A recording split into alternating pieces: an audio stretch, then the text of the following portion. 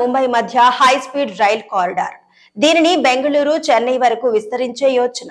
దేశంలోని ప్రధాన నగరాలను బుల్లెట్ రైలుతో అనుసంధానించే భారీ ప్రాజెక్టులో కీలక ముందడుగు. హైదరాబాద్ నుంచి ముంబై, బెంగళూరు, చెన్నైకి ఇక 2-3 గంటల్లోనే. హైదరాబాద్ వాసులు బుల్లెట్ రైలు ఎక్కే రోజులు ఎంతో దూరంలో లేవు. దేశంలోని ప్రధాన నగరాలను బుల్లెట్ రైలుతో అనుసంధానించే భారీ ప్రాజెక్టులో మరో కీలక అడుగు పడింది. హైదరాబాద్, ముంబై మధ్య 709 కిలోమీటర్ల మేర హై స్పీడ్ కారిడార్ నిర్మించాలని రైల్వే నిర్ణయించింది. ఈ కారిడార్ ను బెంగళూరు వరకు విస్తరించాలని భావిస్తోంది. దీంతో పాటు మైసూరు, చెన్నై మధ్య నిర్మించి తలపెట్టిన హై స్పీడ్ రైలు కారిడార్ ను కూడా హైదరాబాద్ వరకు విస్తరించాలని యోచిస్తోంది. అదే జరిగితే హైదరాబాద్ నుంచి ముంబై, చెన్నై, బెంగళూరుకు మధ్య ప్రయాణ దూరం గంటల్లోకి తగ్గిపోతుంది.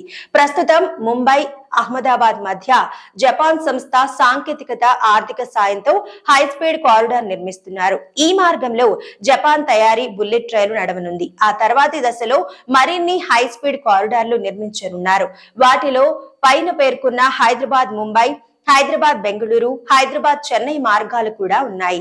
వీటిలో హైదరాబాద్ చెన్నై, హైదరాబాద్ బెంగళూరు కారిడార్లను ఎలివేటెడ్ భూగర్భ మార్గాల్లో నిర్మిస్తారు.